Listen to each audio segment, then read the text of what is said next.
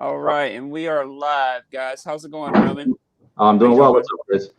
Not a whole lot, not a whole lot, man. Thanks for your time. Thanks for coming on my channel, man.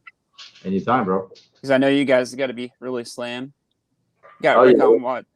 Say we're what? we're definitely slammed right now in this crazy ass market for sure. We like I said, as I told you earlier when we were talking, you can We're tell. definitely slammed right now in this. Hold on, I think I have both Oh in. yeah, you have Let me yeah. pull up. Let me get rid of that because I'm echoing. All right, here we go. As I told you earlier, you can tell by how fast I'm responding to your text lately. We are pretty Yeah. fast. The market is absolutely insane right now. It's on fire, and it's good to be a watch dealer today. Okay. That's one of the questions I was going to ask you. I'll ask you here in a little while. What do you think the market's going to do after everything kind of gets back to normal? But one of the questions I have for you is compared to like when you first started the business. You said you've been in the business for what, 18 years now? That's going on 19 years now. Now, one of the only few markets that you had really at that time, if I remember correctly, was probably like what you see time zone kind of forums, kind of like that. Now, how has that changed from then compared to today, where you have Instagram, you have YouTube, for example, as platforms, Facebook? Has that helped kind of propel the whole market, you think? Well, in general, I'll tell you this: social media in general. When I started, it was eBay. Then we started building websites, and then there were those forums, right? Like the watch time zones and so on and so forth. Uh, Outside of the watch business, if you consider what social media has done for businesses overall, right? Not just the watch business, but if you want to specifically talk about watch business, it's night and day. People nowadays, they're used to that instant gratification, if you will, right? And what's more instant than going on somebody's story, right? And seeing a watch in person right there, me handling it and saying, oh my God, I want that watch. DM 3 seconds later, you have an answer, right? Or some guys take it to the next level, like a lot of my sales guys, they'll post stuff on their stories with pricing right there and then. Hey, this watch is this watch is that. It's instant gratification. And it also added often to the impulse buying. So there's a lot of consumers out there, and again, not just in the watch industry. How many ads on Instagram do you get? And like, oh, I need that, and then you get it like, why the hell did I just buy this? Right? It's the impulsive buy factor also is propelled to the next level with social media. So you're seeing a lot more exposure of the actual product to the masses. You have guys out there that never ever thought about buying an expensive watch by going through and seeing, oh, wait a minute, I just saw this on my feed and that on my feed, and I started following this guy who's into watches. Then I started following another guy who was telling me the history of watches. Then there's YouTube and so on and so forth.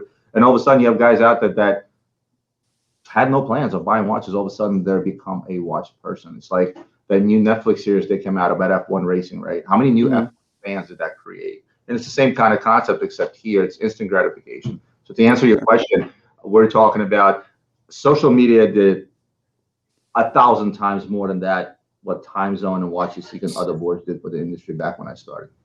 Speaking of Netflix, now I noticed on your channel you're doing more of kind of like a TV kind of show whenever you do your episodes when you air them now. Are you guys kind of gearing towards that? Well, here's what I'll tell you. So my CMO, Avi, my chief marketing officer, 2 years ago when we just started out with YouTube, I did a few vlogs, and you've seen a lot of my vlogs. Travel to Hong Kong, show and trade show actions, right? Family vlogs, vacation vlogs, lifestyle vlogs, right?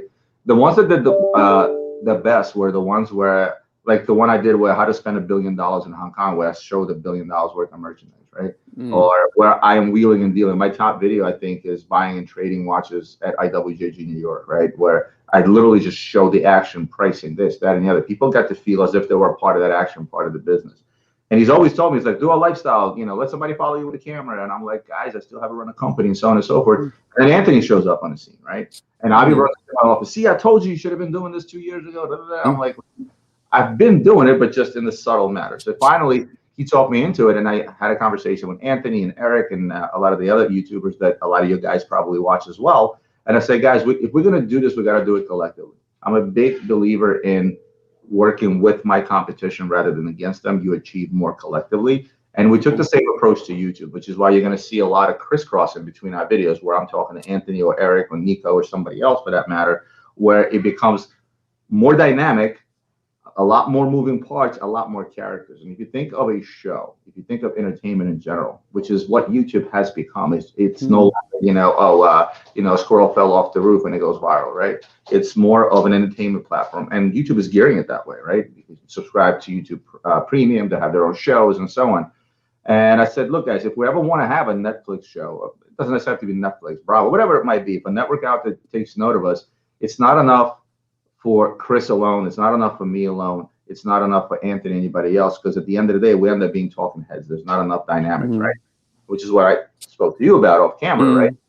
At this point, you got to try to innovate a little, show a little bit of yourself, show the fact that, you work throughout the night and next day you're up here on YouTube making these videos, right? Yeah. With that said, I think that once we get through probably 10 episodes of Gray Market was, the idea was actually born 2 years ago when Avi walked my office. I have the show, we're going to call it Gray Market. And I think collectively, if they pick the characters that you see intersecting between all of our videos and they put us together, look, you got the veteran in PA, which is me. You got the stud in Texas, which is, Anthony. You got the cool Cuban in South Florida, the guy behind the glasses, Eric. You got crazy Nico, and he's just bananas. Eric's one of the OG people I started watching on YouTube. Exactly.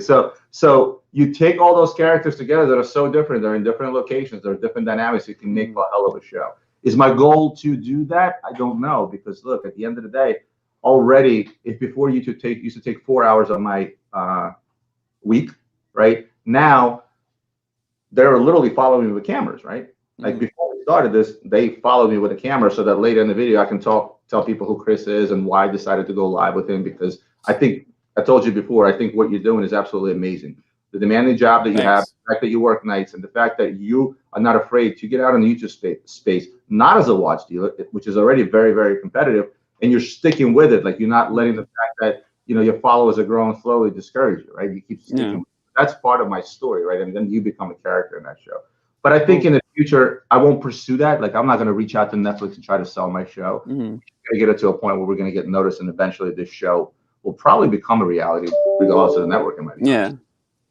Cool. Now, one other thing I was going to ask you is about like the current market with everything going on, of course, COVID and everything. Everybody got, stimulus and all that. So they, of course, have money burning a hole in their pocket as usual. Now, I know we've been busy at work. We just did like 1.6, I think, just last week alone at work. But now, when all that stuff starts drying up and things get back to normal, do you think the market's going to be the same, or do you think it's going to go back down to normal a little bit? Here's what you're seeing right now, and a lot of people use the terminology: "Hey, is the market going to go back to normal? Oh, is this an abnormal market?" And my personal opinion, if you remember, you watched my video when COVID first started, and everybody saying that's it, it's the end of the world, this market is going to crash, and everybody panicked. And I said, don't panic. This pandemic will not affect the market. If anything, they'll have the opposite effect, which it did, right? But right now, you just have to kind of consider the fact that this is the new normal. The market that we're in is the new normal. If you think about the fact that logistics stopped for a year plus, right? Manufacturing, being deliveries, because remember, anything that's manufactured, be it even watches, is still dependent on other brands and other parts and so on and so forth. But without getting into much detail, I'll tell you the reason why watches are shot through the roof so much outside of the obvious, which is short supply. Imagine you are, and I'll call you an average guy, let's say my age. I'm 46 years old. I have 3 children. I have 1 kid going to college, 2 more to put through college. At this point, I already have my house. I have everything in place to take care of my family, right? And what's a typical guy like me do when it comes to personal investment? First of all, I don't consider my business as part of my net worth, because this is what makes me the revenue, right? So it's your standard investing instruments, right? Your 401k retirement plans, right? Your college plans for your kids. And I'm talking about a guy who does well for himself, not somebody who's ultra rich or anything of that nature, right? Some people tend to diversify their investments, so a little bit of real estate. Some people money into precious metals. Now you have crypto, right? Stock market, mutual funds, all those things. And guys that are, especially around my age, where we're not quite close to retirement age, but we're already thinking about it, right? And we already have family to take care of. We're always looking at this like, okay, when the market is really, really up, regardless if it's the stock market, real estate market, or whatever it might be, right? You're looking at this and you're like, that's when you get nervous. I'm like, oh my God, everything is up, everything, because you're thinking about, oh my God, if it's so high, it should crash soon, right? We're never nervous when the market is down, because we know over time these long-term investments, stock market can do this, but eventually it still does this, right? And so does the real estate market. And so people get nervous. But the same token, if you think about it, while you're kicking ass in the stock market, the precious metals market, crypto, whatever it might be, your own business, because your business may be booming, right? Mm-hmm. You're saying, oh, wait a minute. Well, what do I do with the excess cash? It doesn't do you any good in the bank because the rates are low. You start looking towards passion investments, right? And these passion investments are what? Your watches, your fancy cars, antique cars, collectibles, art, this, that, and the other. So that had a huge influence. That extra influx of cash had a huge influence on our market just the same, to include the fact that we were printing money. You now have guys out there that are buying watches for themselves with this extra cash that they got out of nowhere, out of thin air, basically, that probably shouldn't be buying themselves a $2,000-3,000 piece, but they do anyway because that's money just kind of fell out of the sky that the government gave, right? You have a lot of that going on. And the last thing you have going on is the fact that, look, as the watch market heats up, this happened in 07, right? You get a lot of people that get into the business, right? Because like, oh my God, they see an easy way to make a quick dollar, right? So now I get an influx of all these new dealers that I've never even heard of, right? That are all of a sudden in the business, they're watch flippers and so on and so forth, right? And that also leads to the rise of the prices as well. So those are probably the three main things that you see. But do I think this is going to stop? Well, let me tell you this. So 2x4s went from a price of $240 to $9, right? Due to logistical issues, supply issues, this, that, and the other. Once things sort of calm down, it's not going to happen overnight. It's going to take a long time for this to come down, because once that chain was broken for such a long time, that big wheel that we call the world that was turning all of a sudden stopped. It's going to take a long time to recover from that, to get back to a normal supply chain. Think about how many people went out of business, right? And now people have to go back into business in order to supply those, let's call it 2x4s. So with that, you're going to see a long time, and by the time it's going to be so gradual when the market normalizes, right, that this is going to be the norm for a long, long time. And you may see an adjustment in the market. You may see a slowdown in the market, right? Because certain things are going to hit such a ceiling that you're like, oh, wait a minute, there's just no way a stainless steel Daytona can go up to $100,000, right? Yet our stainless steel Daytonas, especially the Pandas, are 35 plus already, right? But they can't be $75,000. It's just not feasible, right? There's supply out there for them to be, even with the short supply that we have now. So to answer your question, there is no stop to this. It's going to be a gradual normalization, which eventually will normalize, but the prices will not come down. You will not see price levels that you saw pre-COVID in ever, pretty much. Now, you think that a lot of the new money coming out of Asia also has a lot to do with it as well? Well, I have an office in Hong Kong, so I'm very familiar with what kind of money comes out of Asia, what type of business that we do. Unfortunately, I haven't been able to visit my office since September 2019 because they won't let me in the country. I have a registered company there, I have an office there, but I'm not a Hong Kong citizen, so they're not letting me in there, which is insane, really. But you have, China has been a humongous influencer on pretty much any market, to include the luxury goods market, right? I know that, let's say 5-6 years ago, the Chinese market single-handedly raised the price of certain high-end liquors like double, right? Because of the demand out of that. You're talking about a country that has a taste for things luxury. You're talking about a country that has a lot of new millionaires. Again, it's very similar to that of when the Soviet Union broke up. All of a sudden, you had this influx of wealth, right? That from people that never had anything, all of a sudden they got this influx of wealth, and all of a sudden, what are they spending their stuff on? Luxury toys and watches has always been that. Luxury toys, jewelry, cars, and things of that nature. So that China certainly is a humongous influence on the watch and jewelry market because of the sheer amount of demand and sheer amount of people that are there. I mean, the number of millionaires in China is just like insane. I forget what the number is, but it is what it is. We'll get to some questions here in a minute, guys, in the chat. So, but you said you had one or two questions from me? Well, one of the things I wanted to ask you is the following. So you got on this for your love of watches. You had a passion for watches, and we talked many times, and you said, listen, I can only afford this and I can only afford that. And I know you rotate some of your watches, and a lot of guys out there, they come to my channel, they want to see a $500,000 watch. And I always tell people, hey, have an appreciation for a $500 watch just the same, or a $200 watch just the same. Buy what you like within the means that you can afford. This is exactly what you do. Have you ever had any thoughts in getting into the watch business? That was my question to you. Yeah, I've thought about it. I just really haven't thought about how. That's the thing, is the how. So Well, maybe we can talk off camera there. I can certainly give you quite a few pointers on how to do it. I think at the end of the day is when you build an audience, be it on YouTube or Instagram or whatever it might be, especially, and to go back to your social media question, I never had that opportunity when I started. I never had the opportunity because, like, what do they say? Sell yourself first and foremost, right? I didn't have that opportunity, right? Now you can pick this up, get on Instagram Live, YouTube Live, whatever it might be, and you have the chance to let the world know who you are and sell yourself, and therefore whatever product you'll be selling, people will trust you enough to buy it from you. So to answer your question, you're already doing it. Yeah. By having your YouTube channel and stick it with it. I mean, it's very hard. It's very easy to get discouraged, when you're putting out content day in, day out, week in, week out, and then you're not getting the views or you're not getting the followers, or it's growing, but it's growing very, very slowly. It's very easy to get discouraged, and you haven't, which makes me believe that you'd probably be successful in actually getting into the watch business. Same, and I can certainly help as well. Thanks. Yeah, that's one cool thing about the channel is like I said, I've been able to see a lot of different pieces I wouldn't have otherwise been able to hold or handle in person, which has been really cool. So that's like I have I have a boulder, which I don't know if you've heard of the micro brand boulder. I have a boulder right now. So I mean, and then I've had Blanc Pond, which was my Grail, the 50 fathoms. Of course, I've owned a Zenith, a couple of Breitling, and I'm working with a couple of ADs actually right now. They're sending me in some new pieces too. So it's been pretty cool. I still owe you an AP for a review. I apologize. No worries. I know you guys have been slaying. You probably sell them as soon as you get them in, right? That's the issue right now is my stock levels have gone down probably almost 40%, right? Due to the unavailability of merchandise.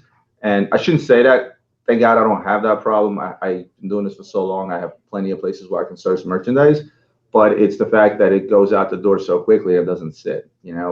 If you had an average shelf life of an item before, and I'm just using fake numbers here, before COVID, let's say if the average lifespan of an item on the shelf was 30 days, it's down to probably 5 days, right? So it's any given time I pull my inventory report, I'm like, well, this stuff came in, it went right out the door, and it's moving quickly. It's last week we had 7 blue sky dwellers. We have 1 left, and it's Wednesday, right? 3 green Daytonas, 1 left. 2 platinum Daytonas, and we're talking about $100,000 watches, right? With no really, light at the end of the tunnel of how I'm going to replace that stuff. And with the prices always climbing, it's like I find myself selling something for $1, buying something for 90 cents, selling it for $1, and the next day going out and buying it for $1, selling it for $1.10. It's pretty insane. Yeah, it's been crazy. I guess unless you don't have any more questions for me, you want to start fielding some of the questions from the audience? Yeah, sure. This is your show, Chris. So. All right. Neo, good buddy of mine. He says 2 years ago, Switzerland reported 18% in sales. Last year, 20%. Take the hot watches off the table. Given these negative numbers, which impact dealers, why aren't we seeing a drop in prices? Well, it's quite the opposite. I mean, if they're reporting, the problem is that you're looking at factory sales versus gray market sales. The gray market is a much bigger market than that of an authorized market, right? So Switzerland is reporting that loss in sales due to the loss in production. It's not because, these authorized dealers are not buying the stuff, or their boutiques were closed. So they weren't selling at their boutiques. Their authorized dealers, a lot of them were closed. Plus, they didn't produce enough to supply. So the drop in sales is not due to the fact that, people are buying less. It's due to the fact that they made less, that they distributed less, they had less time to be open to the public via boutiques or whatever it might be, to be able to sell that merchandise. That's the reason of the drop in sales to them.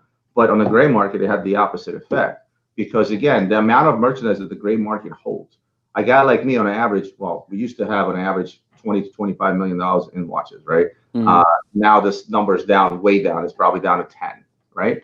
And we take guys like me, and you don't have to be this big. You have guys out there that hold 10, 15 watches, but there's tens of thousands of them out there. So you collectively take the merchandise pool on the gray market, it's humongous. Then there's vintage, there's pre-owned, there's so much out there. So yes, their sales are down because their production was down, because the boutiques were closed, because their authorized dealers were closed and they weren't buying. But the sales overall are actually up. What all they did is created a shortage in supply, which made the gray market business boom. Okay, so basically, like you were saying, you can order online anytime, you guys. Exactly. You know, I So, didn't have. I was a shipping warehouse. I didn't have to close. I have no public that walks into my building.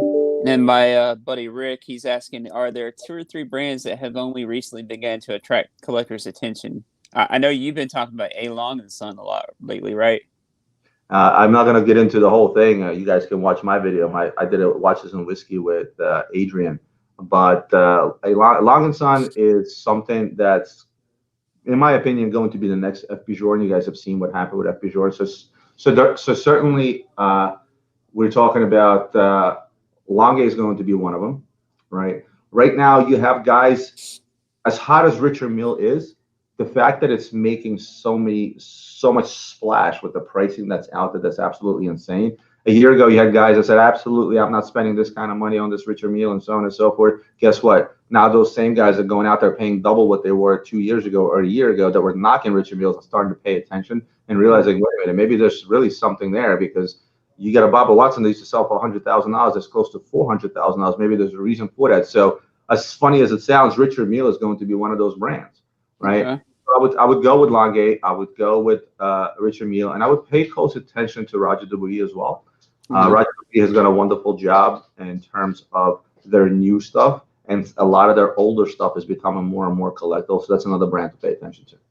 And Daniel Hughes got a question. How many watches did you sell at the Miami show? How many did you buy? In terms of buying, I got an F minus. There was not a whole lot to buy at the show. I may have bought maybe 2 or 3 pieces at the show. I later went out to the SIBO. I bought more watches when I went to visit a few dealers I know at the SIBO building than I did at the show. But as far as selling, in terms of numbers, how many pieces, I couldn't tell you. We did about $1 million at that show. Anybody else got any questions for Roman? Let's see if we got any other questions. Town Watch, Josh is asking you a question. He's asking if you can sit down. He's actually a Philly local too. He's got a pretty cool channel. Sit down for a cheesesteak sometime. Well, Steve's I'll tell you one Fritz. thing. You definitely picked the right cheesesteak. See, this is how I know the guys from Philly. Listen, when people think about a Philly cheesesteak, they think about Geno's or Pat's because that's what's famous. But Steve's, oh, I got Adrian in the background screaming Steve. That's how I know he's a local Philly guy, because Steve's steak is definitely the best. I'll check out your channel. And then maybe we'll hook up for sure.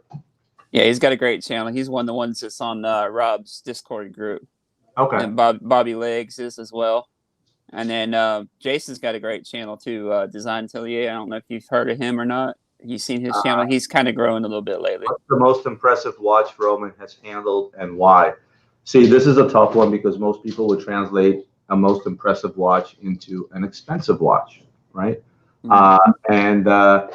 It's, for me, a watch is impressive on many levels, and often it's regardless of price. Now, as much as I hate to say it's regardless of price, yes, there's certain watches that get to me that are super expensive, and I'm like, wow, this is a really expensive watch. But I've handled $4 million Richard Milles. I've handled Skyline Tourbillon Patek's. But I've also handled vintage watches that are impressive to me in terms of design, and their value may only be $1,000. I guess in terms of value, the most expensive watch that I have handled to date is going to be between the Richard Mille Crystal Tourbillon and the Grandmaster Chime Patek, and that's in terms of dollars. The most impressive watch in terms of, I guess, in terms of a time capsule, I've handled a NOS Bakelite GMT that literally sat in the back of a safe for 70 damn years, and it's completely NOS. Nice. It wasn't sent back to Rose to get fixed, right? Because how does that even survive? Considering the radiation that it gave off, right? In terms of horological wonders, oh man, there's so many. I mean, a lot of the independents out there, like I've met Vianney Holter, I've met Thomas Prescher, and I've seen firsthand some of the pieces that they've made, and they show me how they work, right?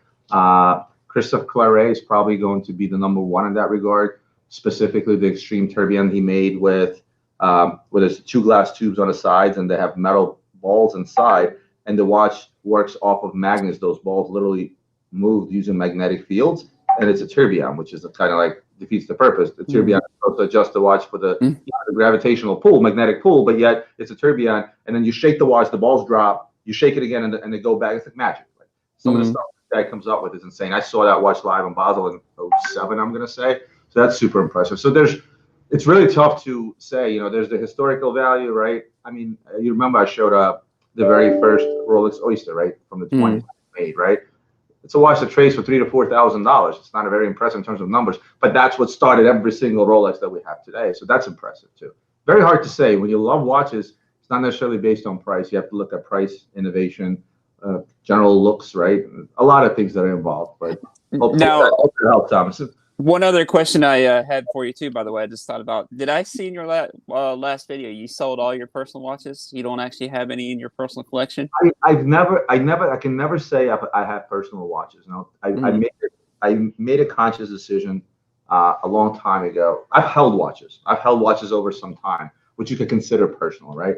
But at the end of the day, I realized that from the fact that I don't say, oh, this is my watch, right? I have a couple that I keep, I will never sell. But from the fact that I say, oh, this is my watch, every time I put a watch on the wrist, a client wants it off my wrist. And there have been times where I really didn't want to sell a watch, but the fact that the client comes first, I would literally take it off my wrist and sell it. And after that, I just said, you know what? I give up. Thank God I have the opportunity to go downstairs in my vault, pick out a watch that I want to wear, and I can change my watches 5 times a day. So that's what I've been going with. I didn't even wear a watch today, actually. But you know what? Hold that thought. I'll show you guys something. If my girl Anna will pick up. You guys talked about impressive watches. I'll show you one. Of course, Anna is busy, but let's see. She'll call me back. Thomas Burnett asking you, what's the most coveted vintage watch that you have sold? That I have sold. I have one in my possession today. I can't, with vintage watches, especially expensive vintage watches, you don't show them to the world. You never see me put a really expensive watch on YouTube because those watches, they have sort of that, I guess, appeal of being super duper exclusive. Actually, Ian just walked. Ian, can you do me a favor? Can you ask Anna to give you the 5207 that's on her desk? So when it comes to vintage watches, you kind of have to keep it quiet, right? Because otherwise it loses exclusivity in terms of, oh, this is rare, this is fresh to market, and so on and so forth. With that said, I happen to have a very rare 3700 Nautilus, one of the original General Genta. It's one of 3 in the world. It's a watch that one is in the museum, one is with a collector, and one is with me. Fortunately, I can't share it with you, but this happened recent. This is a watch I bought 3 weeks ago, and there was a whole book written about it. Except I won't share that information online because otherwise that watch no longer becomes as exclusive as it should be. Any big piece that we ever sell, it gets sold behind the curtain, so to speak, because what vintage collectors, especially of big pieces, super expensive pieces, they don't want this watch to be known. They want it to be fresh to market, as they call it.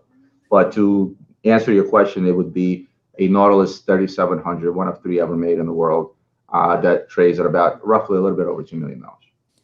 Nice. And then Neo's saying, thanks for bringing us Chaikin, I think, is that how you say it, to a larger audience? Chaikin watch. I sold that watch, by the way, guys, because and I tried to sell it quicker than I should have because Adrian was complaining, and he was like, oh, you're never going to sell this. And so I sold it in 3 days. But Konstantin Chaikin is an amazing individual to break into the, Russian guy breaking into this, world of Swiss watchmakers with something that's so amazing where their stuff is trading at double the list value. It's not that I finally brought that into the world. It's like I could never get them. Like they were not an easy watch to get. Now, are those the ones with the crazy Joker faces and stuff on the dial? Okay, that's what I thought. So I'll go back to, if you want to talk about impressive watches, guys, I'll go back to this guy right here again. Sorry to flex on your channel, Chris. You good? Hey, they wouldn't mind seeing it, I'm sure. We talked about high-end Pateks. Recently, you saw an Antiquorum at 5207 minute repeater tourbillon perpetual, fetch 1.3 and change $1 million. It was a one-off. It was in a bracelet. It was made for royalty. Well, here's its regular version, guys. If you can see that, here's your 5207. Nice. Whoops, I'm going the wrong way. I can't work my way. There you go. So here's your minute repeater, 5207 tourbillon perpetual calendar, platinum. Rumored about 15 of these out there. Again, anybody that tells you they know how many are made, But speaking with, guys from Paddock and so on and so forth, and you can look at the production of this super high-end stuff, there's only so many they can make a year. So logically, probably about 15 of these. That auction result is actually going to drive the price of this guy up just the same. But this would be another one of those, grail pieces to sell.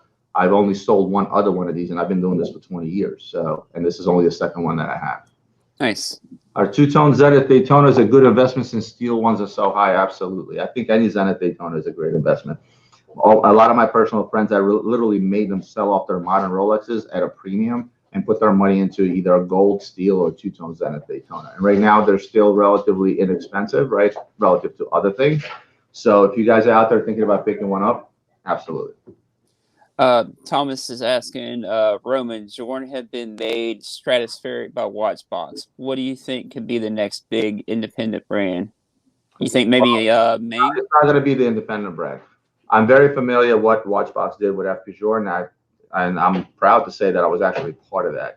I work very closely with them. They're good friends of mine. The owner of Watchbox was like a godfather to me when I got into this business. And what they've done with FP Jordan is rightfully deserved. They invested a tremendous amount of money into the merchandise and brought a brand to light that deserves to be traded where they're trading due to the high quality of the watchmaking behind it, the watchmaker himself. And I'll give you guys a little hint. That next brand is going to be Longue, and it's going to be myself. It's going to be Watchbox and Luxury Bazaar that are going to be doing the same thing with that brand. Because, again, you have a brand that produced 5,000 to 6,000 watches a year. They just cut production down to 25, very similar, comparable to Journe. They raised their retail prices, and they're also doing the allocation pieces, or I'm going to, you have to buy this to buy this, and their boutiques. So it's the Richemont group basically saying, wait a minute. They looked at AP, they looked at Richard Mille, they looked at, Rolex is in a league of its own, right? And they're saying, oh my God, look what AP did. We're the big badass Richemont group. Why can't we do the same? And Longue is probably the next logical choice to start with due to the production numbers. Nice. Now, have you had another question from me too? Have you had the new Zenith? They call it the Zaytona. Have you had that in hand yet? No, not yet. I did talk about that when they announced them. I did talk about it when I had COVID out of my house. I did an episode on that. I think it's a great looking watch, and I think it's a lot of bang for your dollar. It's a watch, once it comes out mainstream, you can buy it at a discount. So as an alternative, right, to the super high, no, I won't say overpriced, but the super high pricing relative to retail on Rolex, because at this point I think retails by Rolex are completely irrelevant. You have market prices, but it's a great alternative, one of great alternatives out there if you want to pick up a nice chronograph. And listen, the machine in there is better than arguably one of the best chronographs out there. So definitely on my list. As you know, I had the regular El Primero for a while, but I just couldn't force myself to wear. I had to force myself to wear it. You see what I usually wear. I figured the Zaytona would be a good fit for me. I'm not exactly a suit and tie kind of guy. I will tell you this: the skeletons, the Defy skeletons, the newer Defy, the carbon one, the titanium one. I hold quite a few of them. I hold a few of them in stock at any given time because they sell well. That's impressive to me. For the money out there, that's super impressive to me. The skeleton ones. Yeah, I've seen the Defy at the dealer I work with every once in a while in Charlotte. It's a gorgeous watch. It wears comfortably. It's a nice size. I love those. Nice. All right, we're going on close to about 35 minutes, guys. So I don't want to keep Roman too long because I know he's got to be pretty busy here. But guys, I will tell your audience this. I admire, when Chris first reached out to me, and I picked up on what he was doing. I think he only had maybe 100 some followers, right? And we did I put you on my show one time. So all you guys out there that are watching Chris, I asked all my followers to do the same. You got to help his channel grow, and the way his channel grows is if you guys share his content, right? Literally, I know it's tough. Like, oh, I got to copy the link and this, that, and the other, but copy this link, hit the share button, say copy link, put it on your Facebook, put it on your Instagram story, things like that. Because look, Chris is not in the watch business. Chris doesn't regularly have, a bunch of watches to sell. He doesn't just randomly pull out $1 million watch to impress people, right? Pun intended at me, I guess. Yeah. But with that said, by you guys doing that, you're going to help his channel grow because it's a lot more effort from him to do what he does out of his house on his own without a videographer and all those things. Reaching out to people, getting product into review so you guys can see it. It's a hard job. And the easiest way for him to grow is, again, you hit that share button, you put it on your Facebook, you put it on your Instagram story, you shout him out. Some of you guys that are watching have a lot of followers wherever it might be. This is the best way to do it. one of the biggest reasons I agreed to come on to Chris's channel, because I want him to get the views. I want him to get the rankings, right? And I'm not the big badass. I don't have a whole lot of followers either. But at the very least, if I could help him get another 100 followers on his channel, then I'm happy about it. Appreciate it, Roman. Thanks again, man. That's Harju. I think I'm pronouncing that right. I think this guy may have asked me the same questions on my channel. I have heard of the names, but I'm not really familiar with. Yeah, that's right. Whoever said that, hit the like button. I've heard the name. I'm not very familiar with the watches. I've never handled them. And if you guys watch my channel, I'll never give an opinion on something that I haven't handled or at least know a little bit about. So yes, I've heard of them, but couldn't give you an opinion. Well, thanks everybody for coming in, and thanks Roman for your time. I appreciate it because, like I said, I know you got to be busy. We'll talk offline about getting into this business. So okay. Not that you don't have enough on your plate, but I'll talk to you later. Thanks for having me on your show. All right, thanks, Thomas. Thanks, Roman. I'll see you later, buddy.